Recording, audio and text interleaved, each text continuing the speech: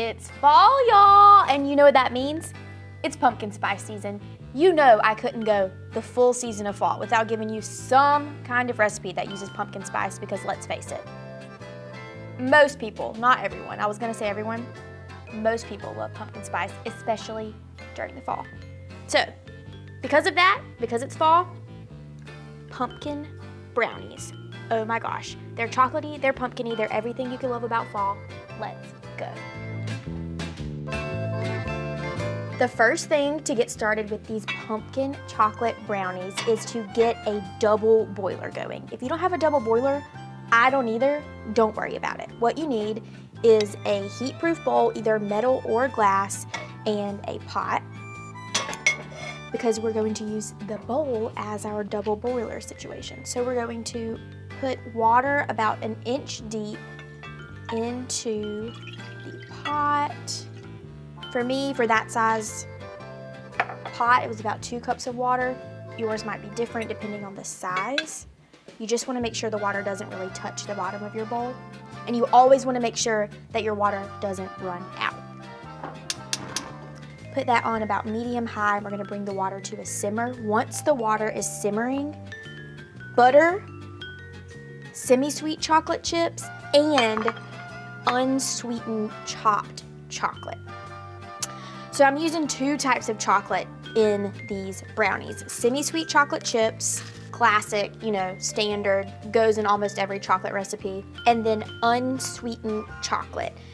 This is like it comes in a 4-ounce bar. There are a couple different brands, but then you want to chop it, and I used 3 ounces of it. So you'll have 1 ounce left over, but there'll be plenty of other recipes, I'm sure, with unsweetened chocolate that you can use. You just want to cut it up into small hunks like this. The reason that I'm doing 2 types of chocolate is because if I were to use all semi-sweet, it would be too sweet, and this unsweetened chocolate really kind of rounds out the flavor and adds a little bit of bitterness and deep chocolate flavor that the semi-sweet just can't do. This can be hot, especially the outer rim of your bowl that you're using if you don't have a double boiler. So I like to just be safe and use a pot holder on one hand just in case.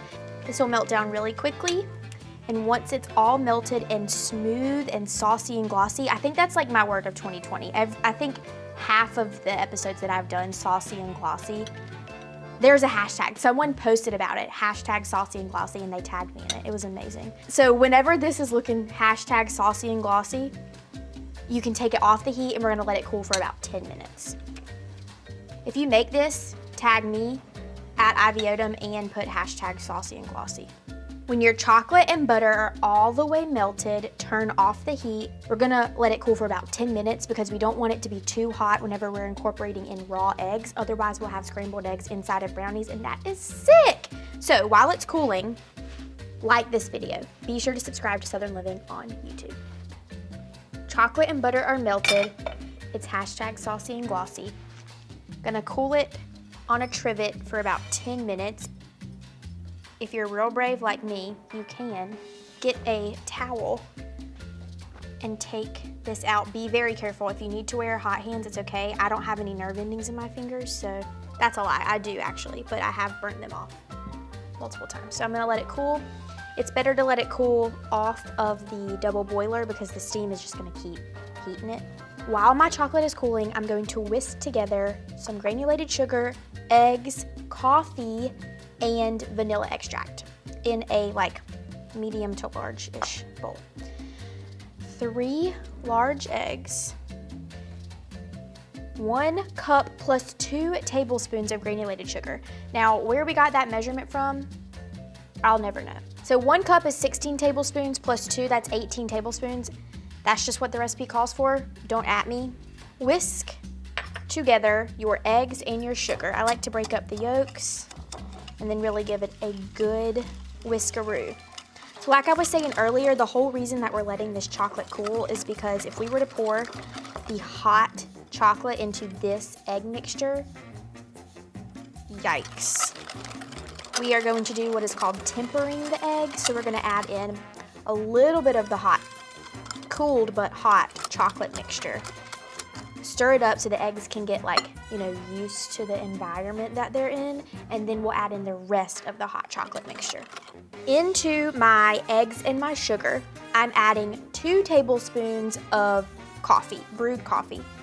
Now, what you do with the rest of the coffee is up to you. For me, I drink it, maybe add in a little bit of, you know, bourbon or amaretto or something, you know, something to make it real loosey-goosey. Or you could just drink it straight, or you could throw it away. Doesn't matter, but there's really no way to brew just 2 tablespoons of coffee. And then a tablespoon of vanilla extract. My chocolate mixture is not all the way cool. It has not been a full 10 minutes yet, so I'm just going to move it off to the side with my whisked up eggs and sugar. So while all that's happening, ain't nothing sticking to this 9x13 pan because we are going to butter the dish all on the bottom, up the sides. Then we're gonna line it with parchment paper. And then we're going to butter and flour the parchment paper. Now, I don't know many recipes that call for that amount of pan preparation, but if the recipe says to do it, I'm doing it. This chocolate mixture has cooled for about 10 minutes, but it's still pretty hot and will cook the eggs slightly, so I'm going to add in just a scotch. Is that the right word? Just a little tinge of the chocolate and whisk it up really well in the egg and sugar mixture to get the eggs and the sugar, you know, used to their warm environment. And once they are fully used to the hot chocolate, you can go ahead and add in the rest of it. When your chocolate mixture is fully whisked into your egg mixture, it may look a little grainy. For the most part, it's going to be smooth, but you might see a few little granules kind of in there. Totally fine. Don't worry. We're going to let it cool for another 10 minutes. Now, if you did not already grease, flour, parchment line your pan, you can use that time to do that. You can use this time to wash your dishes. Don't waste time. It makes the end result so much easier because the last thing you want to do after you get these brownies out of the oven and into your mouth is clean up the rest of your dishes or do something around the kitchen. So use your time wisely. 10 minutes. See you in a jiff. Using my time wisely doing the dishes, take one. Look at me, I'm doing my dishes. When y'all are doing the dishes, like, do you just take the time to contemplate life? Because I do. I hope life's good for you, wherever you are. Let's give them a tour of the set. Welcome to the Southern Living Video Studio. We are in the test kitchens in Birmingham, Alabama. This is what it actually looks like whenever we're filming. Welcome. So we have this island. This is where I do all of my prep work. Sometimes we use this, and sometimes I put a burner on here and I pretend like this thing doesn't even exist. We set up lights everywhere, like lights, camera, action. They're in the ceiling. They're on the walls.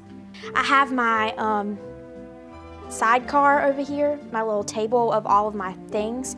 If we were to have like a full-blown shoot going on in here, we would have these monitors turned around and the producers and the directors would be watching everything to make sure it looks good. But it's just me and Shelby because, you know, coronavirus. And then we have my stunt double. Sorry, still haven't named her. I haven't decided. Does she look like me today? That's it. Hope you liked the tour. It has almost been 10 minutes, so for the last couple of minutes of that cooling process, I'm going to sift together 2/3 cup of flour. These are not flourless brownies, but they are pretty darn close to being flourless because there's only 2/3 cup of all-purpose flour in there. That's what's holding this whole thing together. Plus the eggs, that also holds it together.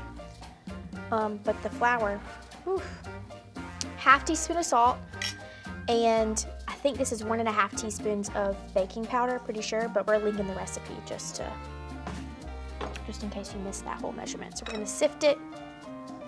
The point of the sifting is just to make sure, you see how there's like clumps of flour in here? We're getting rid of all of that. It'll help evenly incorporate it better into the chocolate. When your flour and baking powder and salt are all sifted together, fun fact, The salt, if you're using kosher, which I usually do, doesn't really go through the fine mesh strainer. In that case, just like dump it in your sifted mixture after it. You definitely want to make sure that you put the salt in the recipe. Going to fold this into the chocolate mixture and save this bowl. I'm going to use it in a little while. I'm pouring all but 2/3 cup of the batter into the pan. I'm saving 2/3 cup so that I can swirl it with the pumpkin later. Oh, that's so cute. What you put the milk in? Oh, it's a little mason jar, you know? It's real cute. Okay, this pink bowl that I used to sift my flour into, it's slightly dirty, but not dirty enough to merit washing it. And y'all know me, I don't like doing dishes. So I'm going to mix up my pumpkin mixture in this kind of dirty bowl. So this is 1 15-ounce can of pumpkin. Do not use pumpkin pie filling. Use pure pumpkin because the pumpkin pie filling already has spices in it, and we are adding in some spices. Into the pumpkin, I'm going to add in the other 1/2 teaspoon of kosher salt, 1/3 cup of light brown sugar, 1.5 teaspoons of pumpkin pie spice. That's why we use the plain pumpkin, the pure pumpkin, and not the pumpkin pie filling. 3 large eggs. So this is kind of like pumpkin pie, basically, swirled into brownies. I mean, 2 desserts in 1. You can't really go wrong. And then 1/2 cup of heavy cream. I'm gonna pour my pumpkin mixture over my brownie batter in my pan. Pumpkin mixture is in on top of my brownies. This is my least favorite part about this recipe, and one of my least favorite things to do in the kitchen because it's so intimidating to me a little bit, is swirling. So I'm going to swirl the reserved 2/3 cup of brownie batter into my pumpkin mixture, and I have some tools to do it. You could use a knife, you could use a spoon. I'm going to use these wooden bamboo picks. They're like thicker than like a bamboo skewer. Just something like this, I think, is gonna give me the best swirling action in there. Not the forky part, the butt part. With confidence. You can do it. If I can do it, you can do it. It might not be the prettiest swirl, but it's gonna be okay. Look at this! That's my signature line when I take anything out of the oven because I'm just so amazed that it actually worked. They do look pretty good. The swirl is not the best swirl work that I've ever done, but it's not the worst swirl work I've ever done. And I will take it. Yum. Swirly pumpkin inside of chocolatey, gooey brownies. I cannot wait to cut into these bad boys, but I have to let them cool completely first, which is honestly the worst part of any recipe, am I right? These are very good chilled. So let them cool completely, and if you're feeling extra frisky, put them in the fridge and eat them cold. Your life will never be the same again. Let's bite into one, shall we? I'm gonna pick the one with the most like equal pumpkin to chocolate ratio. So this looks pretty good to me.